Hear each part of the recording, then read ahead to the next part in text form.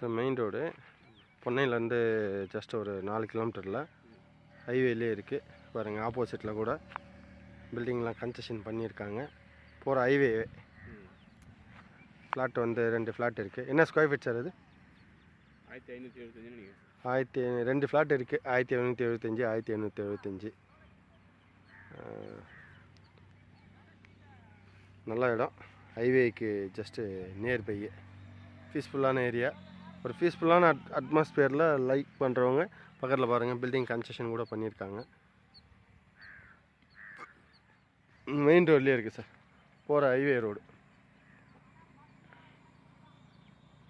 யாராவது விருப்பம் உள்ளவங்க உடனே காண்டாக்ட் பண்ணுங்கள்.